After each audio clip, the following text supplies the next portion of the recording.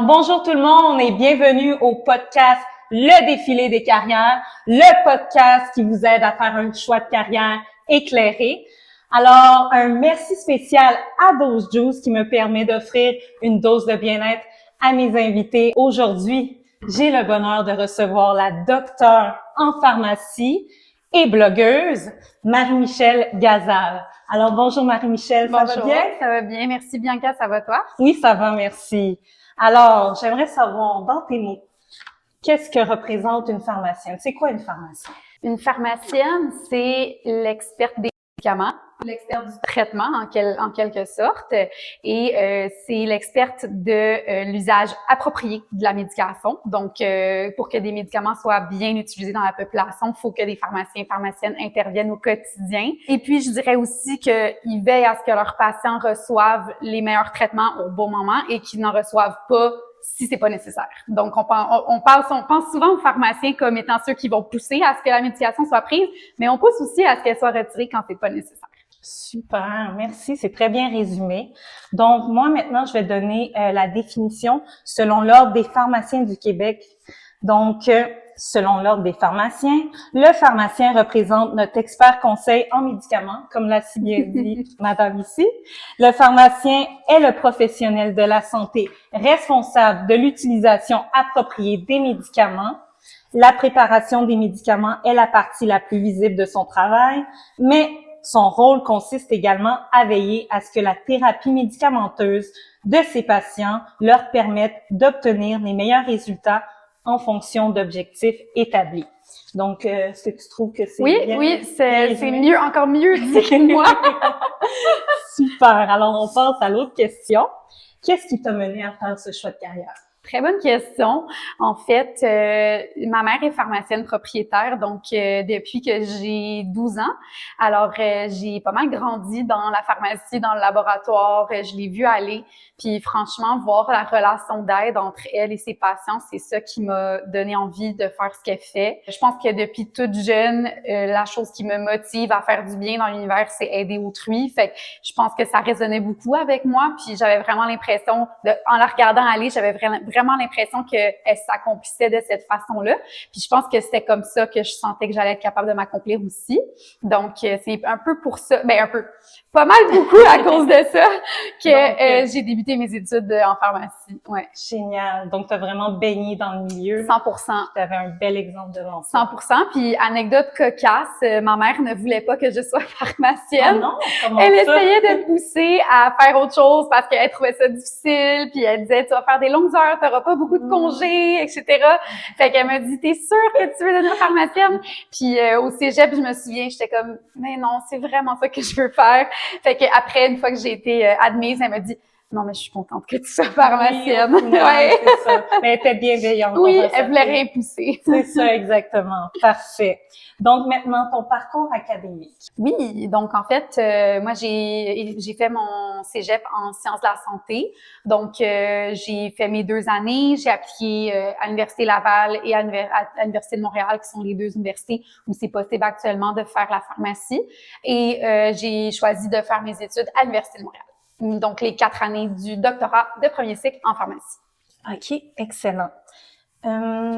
Aussi, bon, tu as parlé des universités qui donnent le programme de pharmacie, c'est comme ça qu'on l'appelle? Oui, exactement, doctorat de premier cycle en pharmacie. Excellent.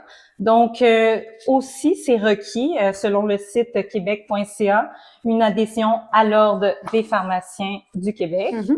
On peut demander également aux pharmaciens une connaissance du système informatisé en place et pour pratiquer dans la plupart des établissements de santé, une maîtrise en pharmacothérapie avancée est exigée. Absolument. La pharmacie que tout le monde connaît, c'est vraiment la pharmacie qu'on appelle communautaire. Donc, la pharmacie de quartier, du coin où vous allez chercher vos médicaments. Mais il existe d'autres façons de pratiquer la pharmacie, dont en établissement de santé, donc dans les hôpitaux. Puis, pour pouvoir le faire, la majorité des hôpitaux demandent une maîtrise en pharmacothérapie avancée. Exactement. Maintenant, j'aimerais savoir, donc toi, tu es docteur en pharmacie. Quelle est la plus-value d'avoir un doctorat en pharmacie? Donc, en fait, je vous explique un petit peu l'ancien programme de pharmacie. C'était un baccalauréat, donc un bac comme tout le monde connaît. Et avec les années, bon, il y a eu des crédits qui se sont ajoutés et c'est devenu un doctorat de premier cycle en pharmacie. Donc, c'est le nouveau standard. Il n'y a plus de programme ici au Québec de pharmacie qui est un baccalauréat. Ce sont donc autant à l'Université Laval qu'à l'Université de Montréal. Ce sont les deux des doctorats de premier cycle en pharmacie à cause du nombre de crédits. Donc, je suis docteur en pharmacie, mais en réalité, je détiens le doctorat de premier cycle en pharmacie, donc je suis pharmacienne. Donc, ça n'a pas de différence, mettons, entre le bac et le doctorat. C'est vraiment le nom du programme. Par contre, ceux qui ont eu leur baccalauréat, disons, il y a une couple d'années, qui ont gradué il y a plus d'une dizaine d'années et qui désirent avoir le titre de docteur en pharmacie, peuvent faire quelques cours et avoir la certification pour maintenant détenir le titre là, de doctorat. Merci de le souligner. Donc, quelles sont les différentes spécialités en pharmacie? Oui, donc en fait, je dirais, mettons par milieu, si on peut dire, on peut pratiquer en pharmacie communautaire, comme j'ai dit tout à l'heure, la pharmacie d'hôpital, et il y a également des pharmaciens qui commencent à pratiquer depuis quand même beaucoup d'années déjà en GMF, donc en groupe de médecine familiale. Donc, il y a vraiment des postes dans les GMF pour les pharmaciens. Et sinon, il y a des pharmaciens qui peuvent aussi faire, se spécialiser, si on veut, dans un petit champ de spécialité. C'est pas nécessairement comme la médecine où pendant nos études, on choisit une spécialité. C'est vraiment plus par après, selon nos champs d'intérêt, selon les régions où on pratique. Il y a des fois des spécialités qui sont un peu plus en demande où on a plus de patients de ce type-là. Donc, les pharmaciens peuvent décider de faire une certification supplémentaire pour avoir plus de connaissances, plus d'acquis pour prendre en charge leurs patients. Comme par exemple, il y en a qui vont le faire en diabète, en infertilité, etc. Donc, c'est un peu, je dirais, selon l'intérêt là, du pharmacien en soi. Génial.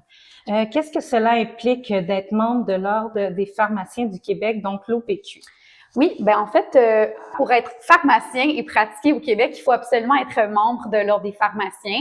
Et ce que ça implique, c'est qu'on doit respecter un code de déontologie. Donc, en fait, comme les médecins, comme les dentistes, ils ont un ordre qui va représenter la profession et qui va protéger le public. Donc, l'ordre n'est pas nécessairement là pour nous protéger à nous. Il est vraiment là pour la protection du public et s'assurer que le public reçoit des soins adéquats et optimaux. Et en fait, être membre de l'ordre, c'est s'engager à vraiment donner le meilleur de soi, à respecter notre code déontologique et à répondre aux standards de pratique qui sont exigés par l'Ordre des pharmaciens pour les pharmaciens et pharmaciennes du Québec. Et évidemment, en étant membre de l'Ordre, on va avoir une cotisation qu'on va verser. L'Ordre va également offrir des formations, des outils pour nous soutenir dans notre pratique. Et on peut, de temps en temps, se faire piger pour une belle inspection professionnelle. Donc ça, c'est la chose qu'on n'aime pas, mais... Ça arrive à peu près... C'est à peu près une fois aux 5 ans, je dirais. Là, avec la pandémie, il y a eu comme un petit on hold, une petite pause pour, à cause des circonstances. Mais normalement, ils essaient d'inspecter à peu près une fois aux 5 ans. C'est pas nécessairement des inspections toujours sur place. Là. Ça peut être des auto-inspections. Donc, ils nous envoient un formulaire à remplir. On répond à des questions. Puis, eux vont regarder nos réponses puis juger là, si on répond aux standards de pratique ou pas. Exactement. Est-ce que tu l'as vécu, toi? Oui, j'ai rendu mon questionnaire fin novembre, en fait. Puis c'était la première fois depuis que j'ai gradué que je me faisais inspecter. Ça fait 6 ans là, que j'ai gradué. Okay. Fait que j'étais comme, il était mon tour. C'est ça, exactement. Ouais. Bon, parfait, ça a bien été. Oui, ça a bien été. J'ai pas encore eu ma réponse, mais je pense que tout devrait bien aller. Est-ce que tu pourrais me dire les tâches principales d'une pharmacienne ou d'un pharmacien? Il y en a beaucoup. Êtes-vous prêts à tous les entendre? Oui, mais je vais pas toutes les nommer, mais je vais en nommer une couple. Oui, les principales. Oui. Donc, premièrement, je pense que la chose que les gens nous voient faire le plus, c'est de vérifier des ordonnances et vérifier si les médicaments préparés par nos assistants techniques, c'est les bons. Donc, quand vous nous voyez prendre des petits pots de pilules, là, c'est vraiment parce qu'on doit vérifier si c'est la bonne chose qui est à l'intérieur.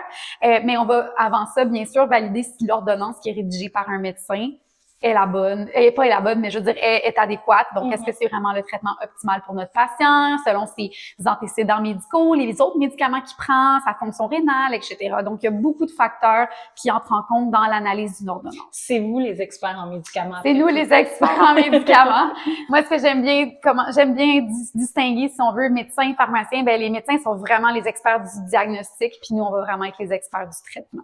C'est bien dit. Ouais. Donc, ça, c'est vraiment le gros de notre tâche là, en pharmacie communautaire, c'est valider les ordonnances, s'assurer que c'est le meilleur traitement pour nos patients et vérifier, bien sûr, si les médicaments préparés par nos ATP sont adéquats.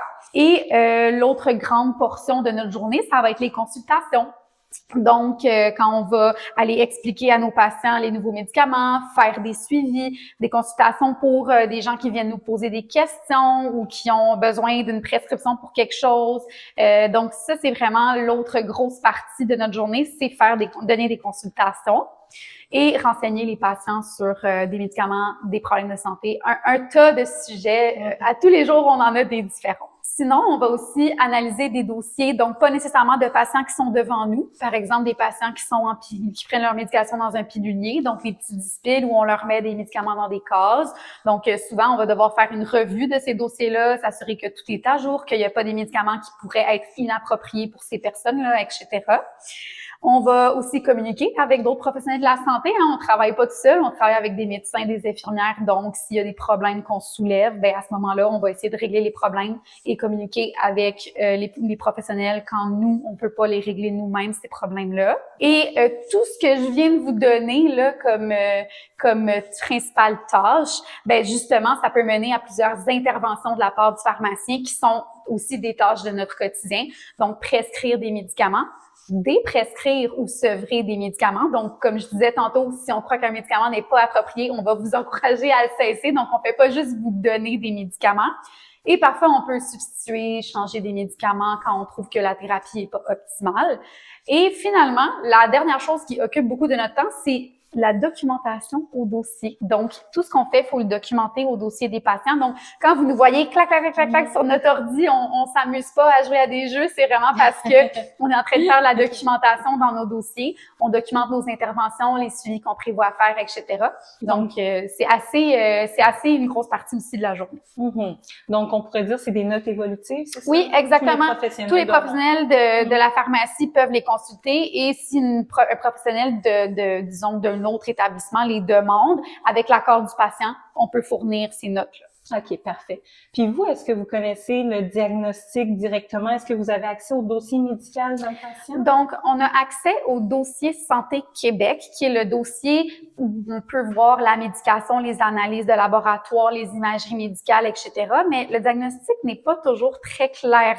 Donc, ça se peut qu'on reçoive une prescription puis qu'on sache pas pourquoi le patient reçoit ce médicament. Donc, souvent, ce qu'on va faire, c'est qu'on va soit vérifier avec le patient.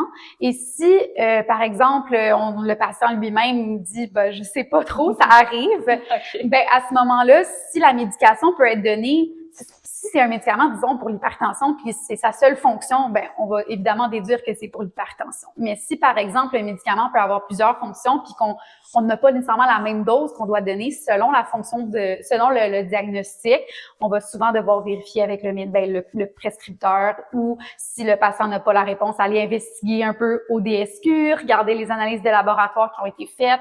Donc, on va venir creuser un petit peu pour essayer de trouver notre réponse. Mais souvent, quand on l'a pas, si c'est l'évidence, tant mieux. Si c'est pas l'évidence, il faut vraiment confirmer avant de servir évidemment quelque chose dont on n'est pas certain. OK, parfait. Donc, ce que j'entends aussi, c'est que vous avez beaucoup de travail de recherche aussi. Oui, quand même, parce que ça arrive même souvent dans nos suivis. On va essayer de, parler à un patient, voir comment ça s'est passé sa médication depuis quelques semaines ou mois. Ben, s'il dit, par exemple, que son médecin lui a fait des analyses sanguines, qu'il n'a pas reçu les réponses, nous, on peut aussi faire nos recherches de notre côté sans nécessairement toujours donner l'information au patient, mais nous, pour s'assurer que le patient reçoit la bonne chose à la bonne dose, qu'il n'y a pas d'interaction, il y a quand même beaucoup de recherches de notre côté pour venir remplir le portrait global du patient. Donc, je dirais que je consulte le DSQ plusieurs fois par jour là, pour mes patients. C'est quelque chose qu'on fait régulièrement. OK, parfait. Merci. Donc, prochaine question. Quelles sont les différentes activités que les pharmaciens et pharmaciennes peuvent exercer depuis l'entrée en vigueur, le 18 mars 2020, du projet de loi 31? Oui, ben en fait, il y avait déjà un droit de prescrire pour certaines conditions mineures, des conditions de santé que les patients avaient, que les pharmaciens avaient comme droit de prescrire. Ces droits ont été élargis depuis la loi 31. Donc, les premiers droits étaient attribués lors de la loi 41, mais plus récemment, la loi 31 a permis plusieurs conditions de santé ajoutées ou assouplies, ce qui nous permet de prescrire dans plus de situations tout simplement. Également, il y a la vaccination qui est entrée en vigueur, donc non seulement administrer les vaccins, mais également les prescrire, ce qui est vraiment, vraiment génial parce que on n'a pas besoin de référer nos patients chez l'infirmière tout le temps pour pouvoir les prescrire et les administrer. Petite question, est-ce que vous étiez déjà formé par rapport à ça? Non, donc avec l'entrée en vigueur de la loi, les pharmaciens qui veulent vacciner, évidemment, sont obligés de suivre 3 formations et leur formation de RCR. Donc, en fait, il y a des formations qu'on peut suivre si on veut juste prescrire et pas administrer. Donc, il y en a qui aiment pas les aiguilles puis qui disent, ben moi, ça me dérange pas de les prescrire, mais je veux pas vacciner.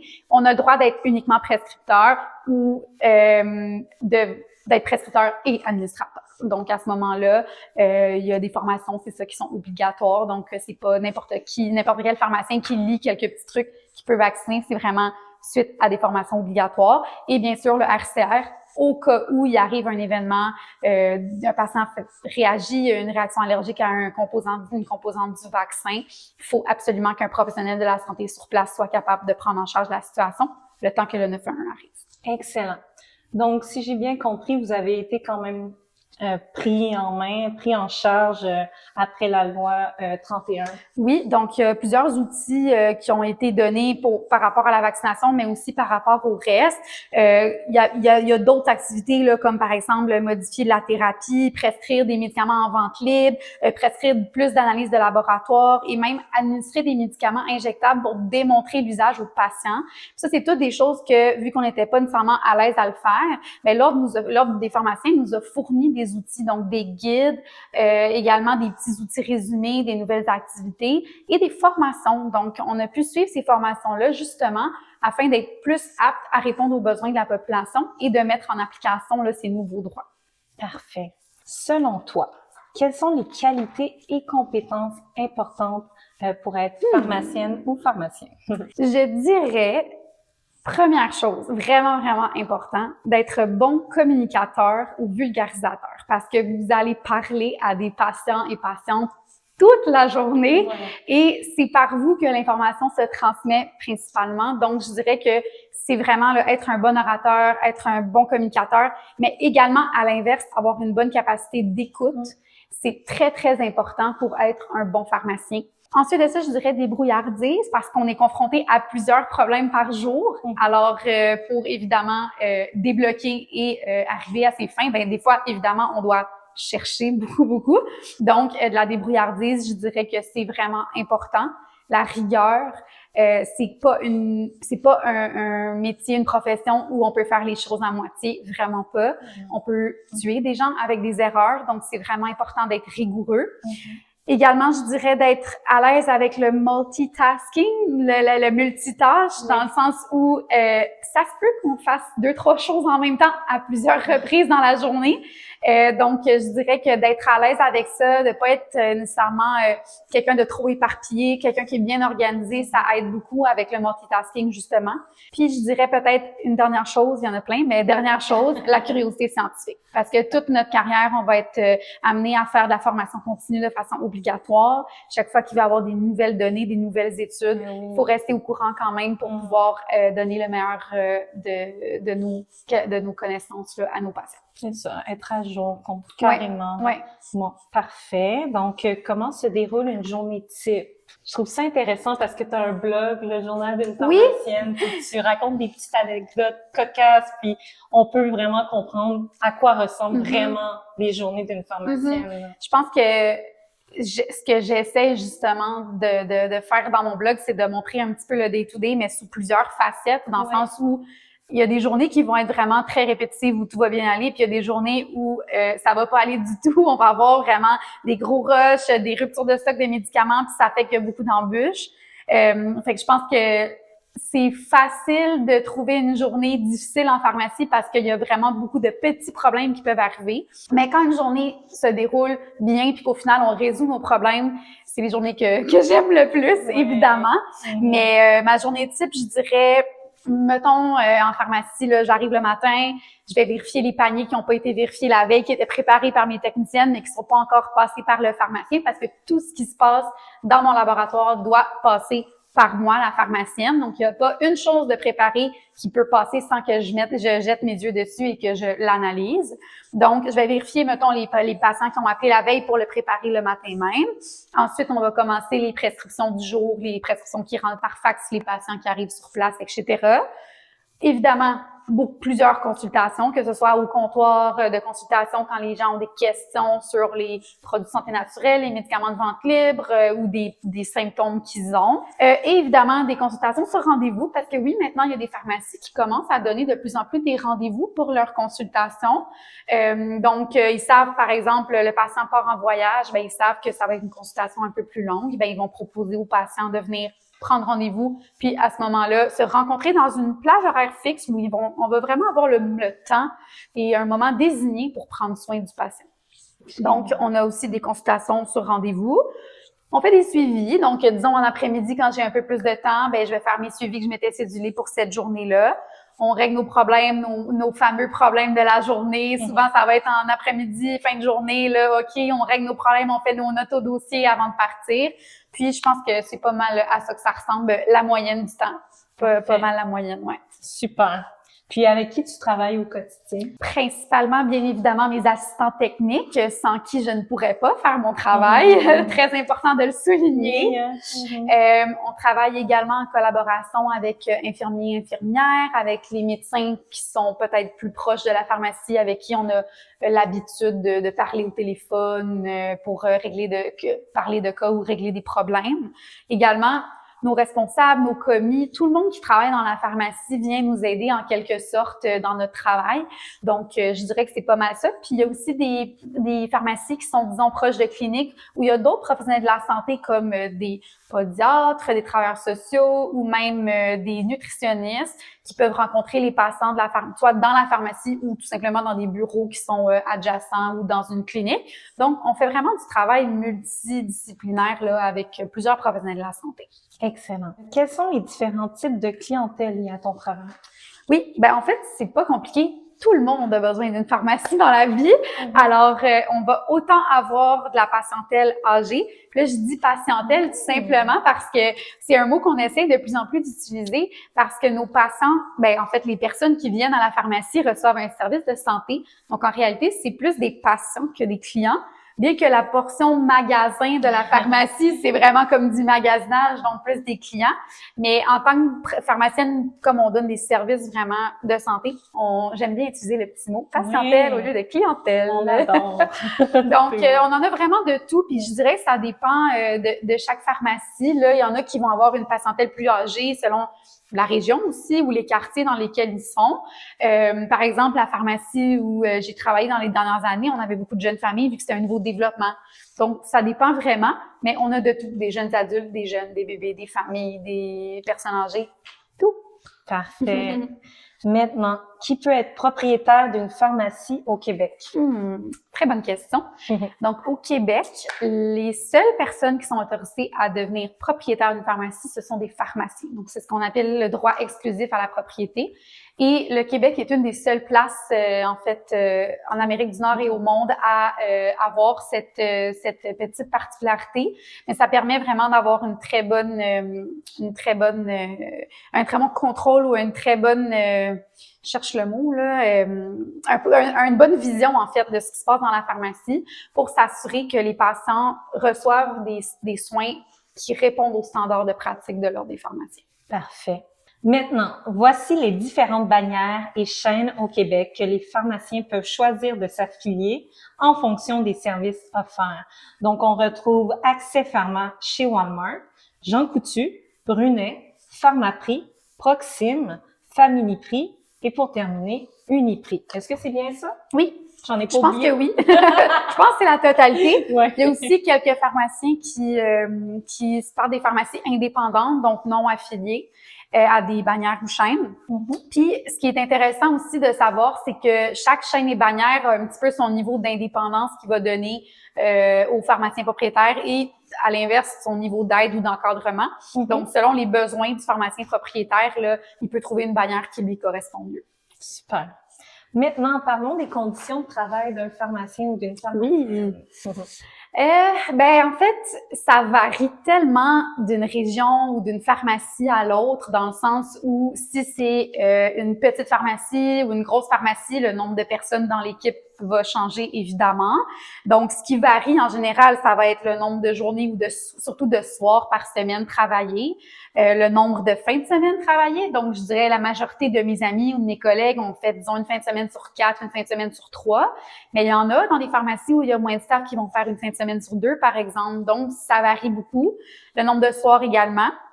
Les avantages sociaux, pratiquement tout le monde qui travaille à temps plein dans une pharmacie va avoir une assurance fournie par son employeur.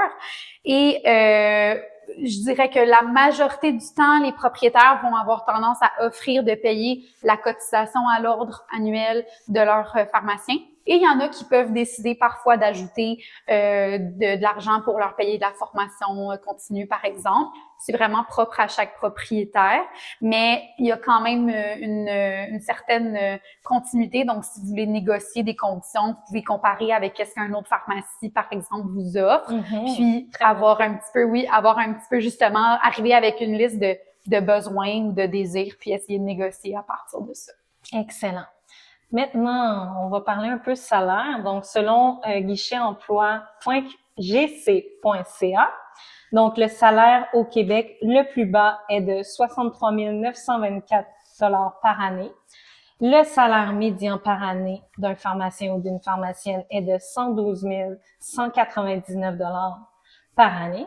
Et le plus haut salaire est de 161 891 $ par année. Est-ce que les statistiques sont bonnes? Je dirais que 161 000 pour un pharmacien salarié, c'est vraiment beaucoup, là. C'est possible qu'il fasse énormément d'heures puis qu'il soit dans une région éloignée puis que son taux horaire soit très, très élevé. Mais je dirais que, mettons, le médian de 112 000, peut-être un peu à la baisse. Je pense que c'est pas mal en ce moment ce que les pharmaciens gagnent. Récemment, les salaires de pharmaciens ont été très, très gonflés à cause de pénuries, etc. Puis il y en a beaucoup qui disent que ça va peut-être pas nécessairement rester comme ça, puis que les pharmaciens propriétaires seront peut-être pas capables de continuer à payer ces prix-là de pharmaciens. Ça reste pas mal à déterminer, je dirais, là, mais oui, selon les régions, par exemple, Québec versus Montréal ou même banlieue Rive-Sud de Montréal versus l'île de Montréal, c'est pas pareil. Parfait. Donc, maintenant, au niveau de l'habillement professionnel. Donc là, j'ai vu que tu as bien mis ton sarrau, c'est super. Oui! Donc, est-ce que tu pourrais m'expliquer l'utilité du sarrau? Oui, mais en fait, le sarrau a été porté un peu traditionnellement par tous les professionnels de la santé. Puis je dirais que dans le temps, le pharmacien faisait beaucoup plus de préparation magistrale. Donc, des magistrales, c'est quand nous-mêmes, on doit préparer des médicaments comme des poudres, des crèmes, etc. Donc, à ce moment-là, je vois vraiment qu'il y avait une grosse utilité. Actuellement, il peut servir un petit peu de protection si on est proche des patients. Les patients tous évacuent des gouttelettes ou qu'on vaccine, par exemple, des patients. Donc, ça fait une barrière de protection.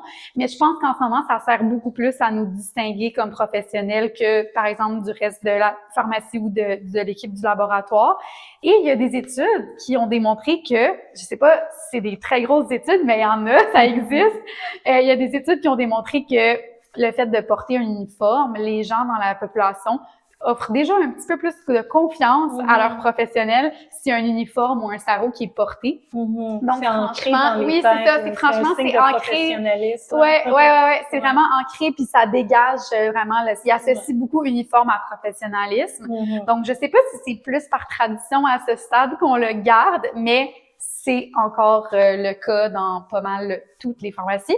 Je dirais que, disons, dans les hôpitaux ou dans les GMF, je vois beaucoup plus rarement de pharmaciens porter leur sarrau. Donc, moi, par exemple, quand je pratique au GMF, je porte pas mon sarrau, mais les médecins non plus. Donc, vraiment, au GMF, ils sont dans leur bureau, je ne les vois pas porter leur sarrau.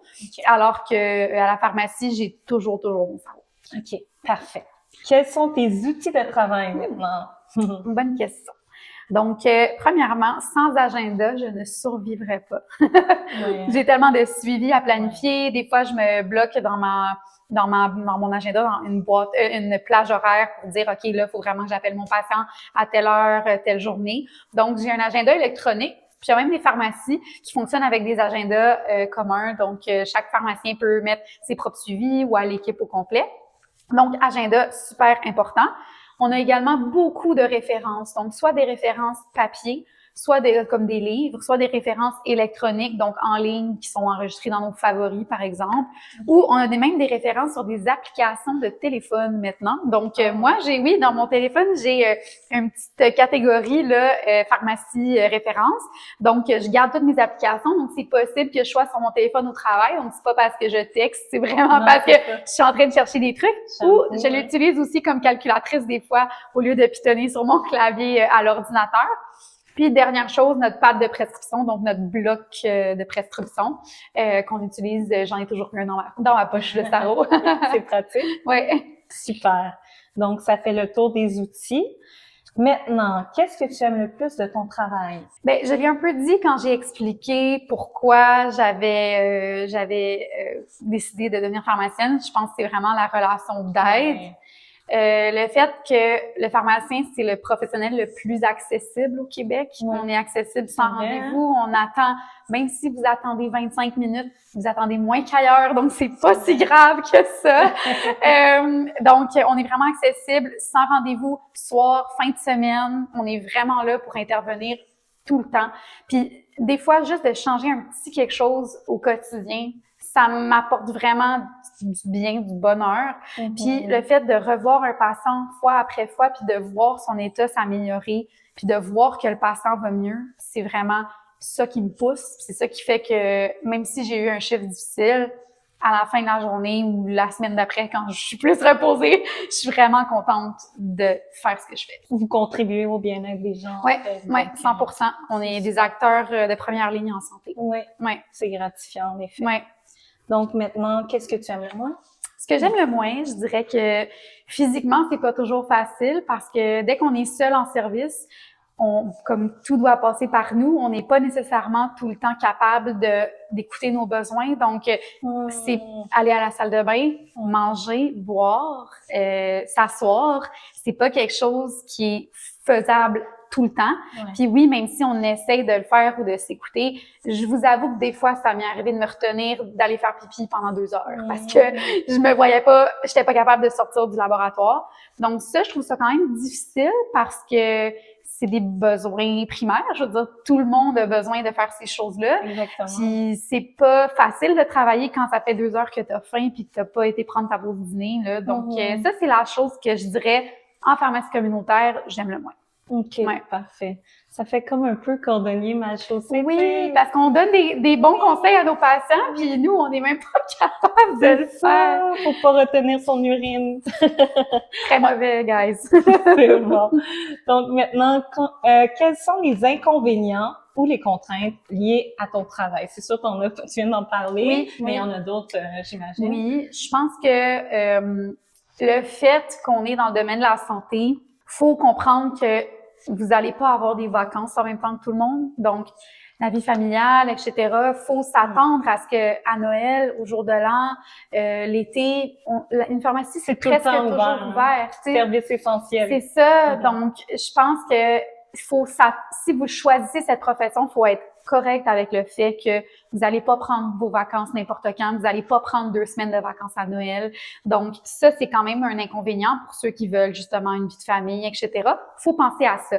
Maintenant, OK, c'est pas des gardes de nuit, etc., comme des médecins et tout, mais ça reste que soir, fin de semaine, il faut travailler. On est toujours ouvert, on est toujours là pour la population.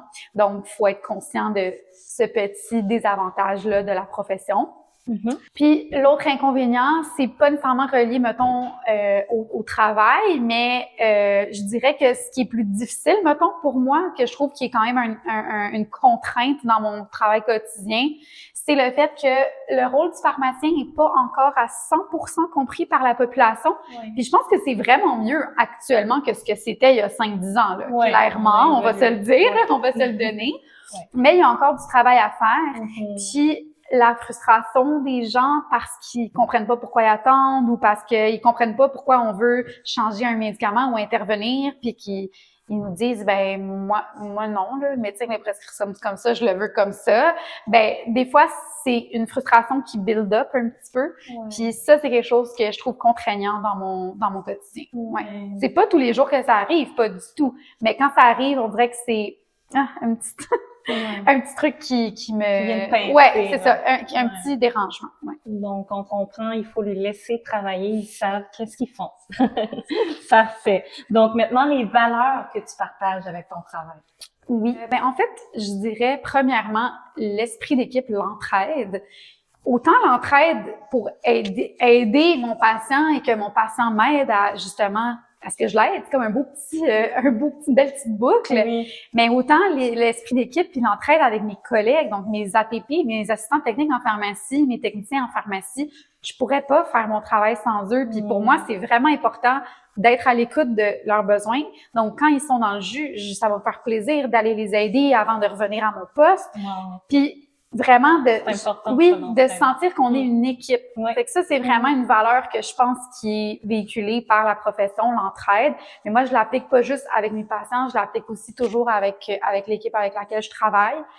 Puis je dirais, c'est ça, juste la relation d'aide, mais ça, encore une fois, je l'ai dit dans ce que j'aime faire. Oui, parfait. Maintenant, est-ce que tu pourrais me nommer un des plus grands défis que tu as été confronté dans ta profession? Bien, je pense que ça fait un petit peu un lien avec ce on vient de parler. Le fait de pas me laisser affecter par la négativité ou les commentaires des patients frustrés, mécontents, irrespectueux. Ouais. J'ai toujours été quelqu'un qui cherchait, mettons, le bonheur des gens pour être heureuse ou qui cherche l'approbation des gens. Donc, de savoir que je me donne à 110% au travail puis qu'un patient peut ne pas comprendre pourquoi je lui ai donné tout. J'ai fait tout en mon fort pour l'aider puis qu'il comprenne pas pourquoi ou qu'il est pas content, pas satisfait de mon service. Ça a été vraiment, puis je dis ça a été, en fait, ça l'est encore, là. C'est encore un gros défi pour moi de pas me laisser affecter par ça. Puis je pense qu'avec les années, on se fait une petite carapace puis on apprend à se détacher de ça puis à se dire, ben, est-ce que j'ai donné mon 110%? Si oui, je peux pas rien changer à la situation. Mais j'avoue que ça a été pas mal le gros défi depuis que j'ai gradué dans mon quotidien, vraiment de me détacher de ces situations-là. Puis au final, je pense que l'être humain, c'est facile pour nous de retenir plus le négatif que le positif. Hein? C'est vrai. Malheureusement. Malheureusement. Mais j'essaie justement, quand j'ai par exemple eu une mauvaise journée puis j'ai quelque chose de négatif qui est arrivé puis je repars à la maison avec ça, j'essaie de me dire OK, mais qu'est-ce qui est arrivé dans ma journée de positif? J'ai aidé des gens, quelle personne m'a dit merci, puis j'essaie de le tourner à essayer de me souvenir plus de ces patients-là. Ouais. Mais c'est un exercice continu que j'applique à tous les jours parce que c'est pas facile de le faire. Ouais, je comprends. Ouais. Puis est-ce que tu es capable de faire une coupure quand tu arrives à la maison? Quand même. Ouais. Je dirais qu'à moins que vraiment eu quelque chose d'épouvantable qui est arrivé, en général, je suis pas propriétaire, hein, donc quand j'arrive le soir, j'ai pas encore des problèmes à gérer ou des employés à gérer. Ouais. Donc, pour moi, c'est assez facile de faire la coupure. Mais des fois, je me réveille au milieu de la nuit puis je me dis, j'ai-tu fait ça pour ce patient-là? J'ai-tu écrit ma note? Fait que des fois, c'est comme, inconsciemment, c'est le subconscient puis ça roule. Mais c'est pas la majorité du temps. Je dirais que c'est vraiment occasionnel. OK. Ouais. Ben, tant mieux. Oui. C'est important d'avoir une bonne qualité. Oui, exact. Parfait. Donc, est-ce que tu pourrais me nommer maintenant un des plus grands accomplissements ou quelque chose que tu es vraiment fière? Je pense que à date, dans ma carrière, ce que j'ai aimé le plus ou ce que j'ai été le plus contente de faire, c'est de donner un cours à l'université. Wow! Ouais, j'ai donné mon premier cours. C'est juste un cours de 3 heures, dans le fond, dans un cursus, dans le cursus scolaire, dans le fond, des étudiants en pharmacie de l'Université Laval. Donc, dans le cadre de leur cours de préparation stérile, donc vaccins, etc. J'ai été invitée à bâtir un cours de 3 heures sur comment ça se passe la vaccination dans une pharmacie communautaire. Okay. Puis en mars 2022, donc l'année dernière, j'ai été donner mon premier cours. Puis là, je suis réinvitée à le donner cette année comme conférencière. Fait que je suis vraiment excitée. C'était vraiment quelque chose que j'ai toujours aimé faire, vulgariser, etc. Donc, l'enseignement, évidemment, est une forme de vulgarisation. Ouais. Donc, je pense que c'est mon accomplissement, mettons, étoile là, des dernières années. Oui, je peux comprendre. Puis, est-ce que tu penserais que tu voudrais faire de l'enseignement en pharmacie un jour? Peut-être un jour, peut-être plus comme encadrer, mettons, dans des laboratoires d'apprentissage, etc. Donc, plus être tuteur que faire nécessairement de l'enseignement. Mais je me verrais bien conférencière sans être nécessairement chargée de cours, d'un cours au complet. Ouais. Mais peut-être un jour. Ouais. Ah, qui sait? Qui sait? Qui sait ce que l'avenir me réserve? Voilà. Alors, on termine maintenant avec les conseils que tu donnerais aux personnes qui nous écoutent, là, qui seraient intéressées à devenir pharmacien ou pharmacienne. Donc, premier conseil, aller visiter des milieux. Donc, vraiment juste demander de faire un stage d'observation de 1 journée dans 1 ou 2 ou 3 pharmacies. Ça va quand même vous donner l'idée des rythmes possibles parce que chaque pharmacie a son débit, chaque pharmacie a son rythme. Et peut-être que vous allez vous rendre compte que, OK, ben dans une pharmacie à très haut débit, je me sens pas très bien. Mais que dans une pharmacie à petit débit, vous dites, oui, ça, je me verrais travailler là. Donc, allez voir des milieux.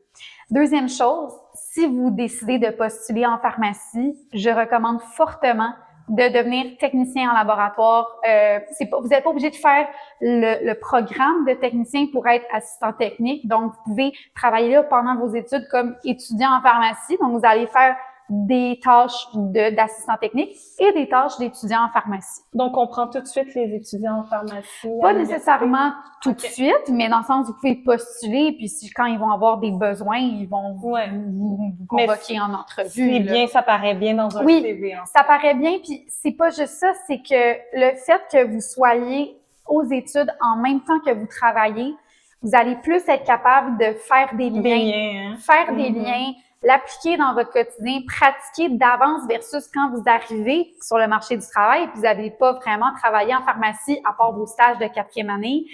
Peut-être que vous allez trouver ça plus difficile que si vous avez travaillé dans le milieu de la pharmacie depuis longtemps. Donc, c'est important l'expérience terrain. Moi, je pense que l'expérience terrain, ça vous donne vraiment une grosse longueur d'avance. OK, parfait. Puis dernièrement, avoir des bons outils de la gestion du stress parce que les études en pharmacie, c'est pas facile. Donc, savoir gérer son stress, faites de l'exercice physique, utilisez des applications de méditation, de respiration, etc.